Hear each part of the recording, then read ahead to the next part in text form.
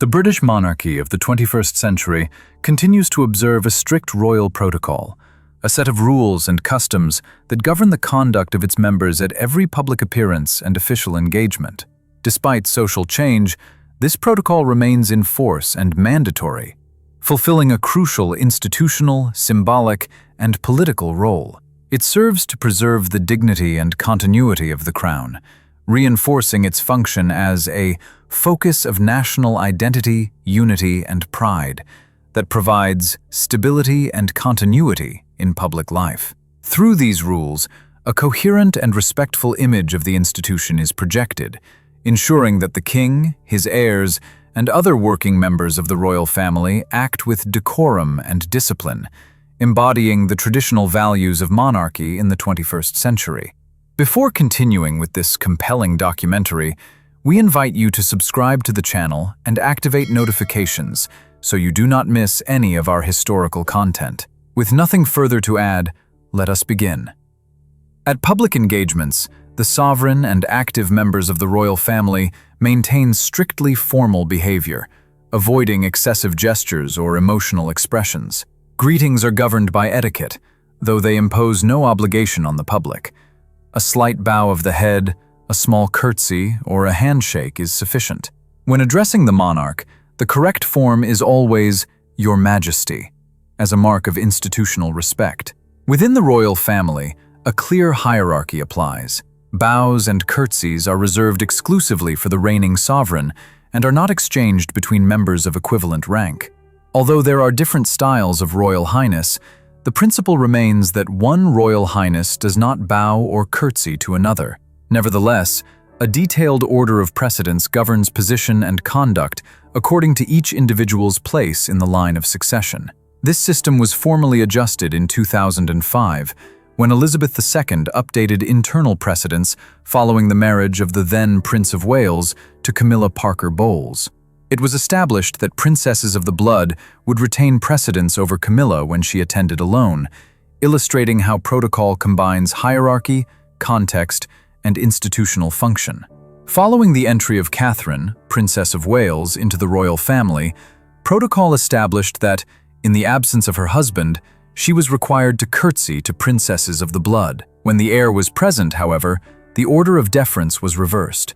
These rules, though discreet in daily practice, remain in force within internal ceremonial life and reinforce a central principle. The highest deference is always owed to the reigning monarch. Protocol also carefully regulates body language and physical contact. At official engagements, greetings are generally limited to a handshake, and public displays of affection are avoided. Traditionally, touching the monarch without invitation has been considered discourteous, and any contact beyond the formal greeting has been discouraged for decades. In recent times, however, limited flexibility has been permitted. A notable example occurred in 2009, when Michelle Obama spontaneously placed her arm around Elizabeth II during a public event. Rather than appearing uncomfortable, the Queen responded warmly, projecting an image of approachability without compromising the essence of protocol. Even so, the fundamental rule remains. It is always the royal who sets the tone for contact, offering their hand first and determining any subsequent gesture. Basic ceremonial gestures of respect also remain in force. At official receptions, attendees stand when the king or queen enters and avoid turning their back on the monarch when departing. Although walking backwards is no longer required, the courtesy of not abruptly turning one's back is still observed. Royal dress follows clear conventions depending on the nature of the occasion. At state ceremonies, formal attire is required. Military uniform or white tie for men, and formal gowns for women, with tiaras or headpieces at evening events. At formal daytime engagements, hats are traditionally worn, and a sober, restrained appearance is expected of all. Although no single written rulebook exists, established practice has set tacit standards based on propriety and discretion. Colors and cuts are restrained, details remain formal, and at outdoor public events, brighter colors are often chosen to improve visibility. Elizabeth II turned this custom into a distinctive feature of her image, combining practicality with protocol. Dress also fulfills a diplomatic function. During official visits, members of the royal family adapt their attire to honor the host country. It is common to incorporate local colors, symbols, or designs as a sign of cultural respect. Thus, the Princess of Wales has worn elements associated with Scotland during visits there, or designs by local creators on international tours, while the Prince of Wales adjusts his attire to the traditions of the country being visited. These choices are never improvised. Protocol defines criteria such as hem length, sleeve coverage, and moderation of necklines, particularly in culturally conservative contexts. Collectively, dress becomes a silent instrument of diplomacy, capable of conveying institutional respect without words. A key example of protocol concerning dress is the rule of mourning. Every member of the royal family must always carry a black outfit when traveling abroad, in case of an unexpected death. This rule was established in 1952, when the then Princess Elizabeth was in Kenya at the time of the sudden death of her father, George VI, and had to receive mourning clothes upon landing in London before being photographed publicly. Since then, no member of the royal family travels without mourning attire. In matters of precedence, dynastic hierarchy is strictly observed at all ceremonial events. The monarch always occupies the central position, followed by the heir to the throne and their family, and then the rest according to the line of succession. This principle governs processions and official entrances, such as those held at Westminster Abbey, where lower-ranking members enter first and the central figure appears last.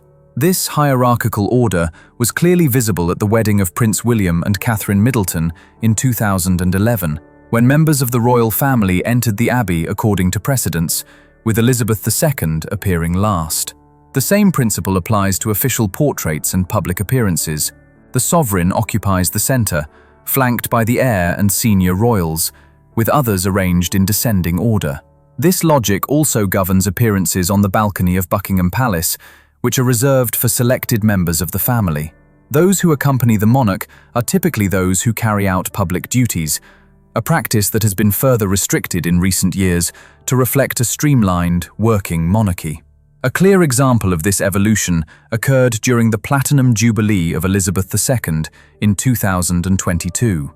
The Queen decided that the balcony appearance would be limited exclusively to working members of the royal family. In doing so, she reinforced the image of a monarchy focused on an operational core, where institutional function takes precedence over familial status. At solemn occasions such as state funerals, hierarchy also determines seating and attire.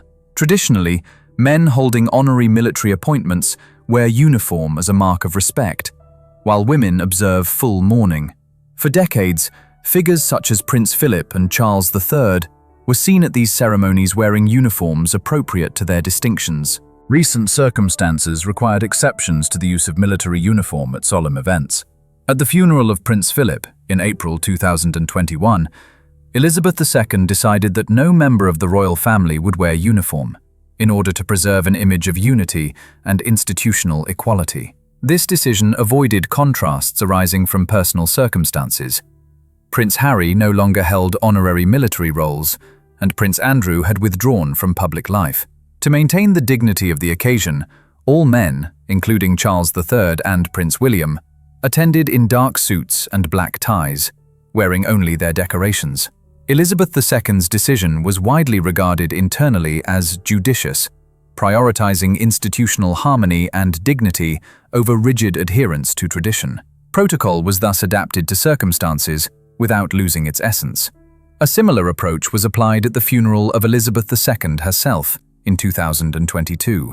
Only working members of the royal family wore military uniform, while others attended in civilian dress, with very limited exceptions. In doing so, contemporary ceremonial practice once again demonstrated its capacity to adapt while preserving institutional respect. Each type of national event imposes precise standards of conduct.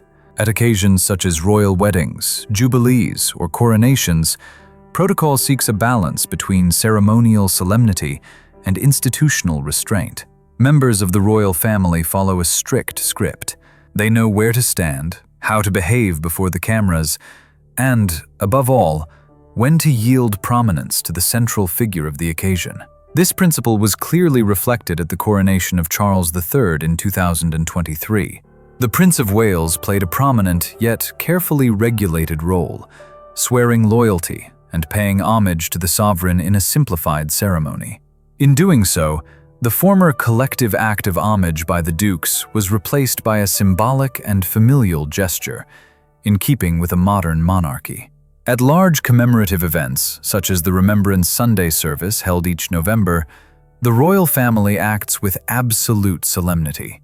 The king and the princes, in uniform and wearing the red poppy, proceed in an ordered manner to the cenotaph to lay wreaths, while the princesses observe in silence. Nothing is left to chance. The size of the wreaths and the order in which they are laid follow strict hierarchical rules, and all participants maintain carefully measured distances as they withdraw. This regulated choreography reflects both the institutional position of each member and the unity of the crown in its respect for the nation. In its relationship with the public, the contemporary monarchy practices a measured and regulated approachability. Since the mid-20th century, public walkabouts have become customary, during which the king or the princes briefly greet citizens, shake hands, and accept flowers, always with cordiality and respect. There are, however, clear limits. As a general rule, selfies or posed photographs with individuals are avoided, so as not to distract from official duties. Only on exceptional occasions are these rules relaxed, as occurred in 2023 when the Princess of Wales agreed to a spontaneous photograph during an official visit. This balance between closeness and restraint defines the public interaction of today's royalty. Protocol discourages displays of intimate affection between members of the royal family during official engagements. As a result, it is uncommon to see kissing or gestures such as holding hands at formal ceremonies, with the notable exception of the traditional kiss on the balcony following a royal wedding. By contrast, protocol allows greater flexibility in interactions with children, elderly people, or vulnerable groups. In charitable contexts, it is common for members of the royal family to bend down, place a hand on a shoulder, or accept an embrace. In this way, 21st century ceremonial practice maintains a balance between human warmth and institutional distance, projecting accessibility without sacrificing the dignity of the crown. One of the pillars of the British monarchical system is political neutrality. By constitutional convention, the monarch must remain absolutely impartial. The sovereign does not vote, does not take part in elections, and does not express opinions on political parties or legislative debates. Although there is no explicit legal prohibition, it is considered unconstitutional for the monarch to become involved in political contention, as their role is to represent national unity. The United Kingdom Parliament has stated that, while the monarch could theoretically vote, the Crown refrains from doing so in order to preserve its impartiality. This principle extends to active members of the royal family, who avoid voting or expressing political positions in public so as not to compromise institutional neutrality. Historically, some princes held seats in the House of Lords and, by tradition, did not vote in the House of Commons. Although this restriction no longer exists in law, the protocol norm remains. Members of the royal family do not take part in elections, campaigns, or public endorsements of political parties. This neutrality also shapes their public conduct. Official speeches are drafted with extreme care to avoid ideological interpretations, and the monarch always acts in accordance with the advice of the government in office, following the constitutional convention that the king governs solely on the recommendation of the prime minister. The late Elizabeth II upheld political neutrality to its fullest extent. Throughout 70 years of reign, she never made her personal views public, adhering to the royal household's maxim of never complaining, never explaining. This silence allowed her to navigate political and social crises without compromising the impartiality of the crown. For his part, Charles III has acknowledged that, while he was more outspoken on certain issues during his time as Prince of Wales, that phase had to end upon his accession. As king, he accepted that he must adhere strictly to constitutional parameters, emphasizing that the role of the heir is not comparable to that of the monarch, whose neutrality must be absolute. Political neutrality is not a symbolic formality, but a central principle of contemporary protocol, rigorously applied to preserve the stability and legitimacy of the monarchy. In the digital age, protocol also governs relations with the media. The British royal family maintains an extremely cautious approach. Personal interviews are rare, and public messages are conveyed through official speeches and statements. With the advent of the internet and social media, the royal household adapted its communication methods without abandoning its principles. Today, official accounts managed by the royal palaces exist solely to disseminate the institutional activities of the king and active members of the royal family. Active members of the royal family do not maintain personal social media profiles. Their entire digital presence is channeled through institutional accounts and is limited to official engagements, patronages, and formal messages. Personal opinions and private matters are excluded, thereby preserving neutrality and institutional dignity. Digital protocol imposes clear rules of interaction. Official accounts engage only with verified institutions and never with private individuals or commercial brands. Active members of the royal family are prohibited from promoting products or services, and they do not participate in debates or respond to criticism on social media. A contrast can be seen in the case of the Dukes of Sussex. While they were working members, they used an institutional account. Upon stepping back from royal duties, that account was closed, and Meghan Markle was free to pursue personal projects online, no longer bound by royal protocol. During official overseas visits, another essential aspect of protocol comes into effect. Each tour is planned months in advance by the palace and the United Kingdom's Foreign Office, and is accompanied by detailed briefings that prepare members of the royal family on the historical, cultural, and ceremonial context of each country. As part of this preparation, members of the royal family receive specific training before traveling abroad. This includes learning basic greetings in the local language, as a gesture of respect towards the host nation. In modern times, the duration of official tours has been significantly reduced. Whereas in the 1950s and 1960s, Elizabeth II could remain abroad for weeks or even months, such visits today are generally limited to a maximum of approximately 2 weeks. Travel logistics also follow security rules rooted in tradition and institutional prudence. One of the most widely known stipulates that 2 direct heirs should not travel together in the same aircraft or vehicle, in order to safeguard the line of succession in the event of an accident. For this reason, it is uncommon, though not absolutely forbidden, for the King and the Prince of Wales to share the same journey. This criterion began to be applied strictly when Prince William turned 12 years old in 1994. From that point on, he ceased flying with his father, Charles III, except in exceptional circumstances expressly authorized by Elizabeth II. These precautions are complemented by additional medical and security measures. Members of the royal family travel accompanied by medical personnel, and it is customary for a trusted doctor to remain nearby with emergency equipment. During visits to countries with limited healthcare infrastructure, it has been reported that the monarch may carry reserves of blood of their own blood group as a precaution in the event of an urgent transfusion. Despite the strict nature of protocol, recent years have seen incidents that tested its limits, with clear institutional consequences. The most significant case was the decision by Prince Harry and his wife Meghan Markle to step back from their roles as working members of the royal family in 2020. Their withdrawal from the royal corps, and especially the televised interview given in 2021, represented a breach of the unwritten rule that family matters must be resolved privately, in accordance with the long-standing royal maxim of never complain, never explain. The institutional response was deliberately restrained. Buckingham Palace issued a brief statement on behalf of Elizabeth II, acknowledging that the allegations were a matter of concern and would be addressed privately. Although no detailed responses or media debates followed, internal consequences were applied. Harry and Meghan were stripped of the patronages and privileges associated with active royal service and were excluded from the official protocol. Another critical episode involved Prince Andrew, whose conduct called into question the standards required of a member of the royal family. In 2019, he gave a televised interview regarding his relationship with Jeffrey Epstein, which proved deeply damaging to his credibility and to the image of the institution. His lack of empathy towards the victims and his unconvincing explanations were perceived as a violation of the decorum the Crown is expected to embody. The institutional response was firm.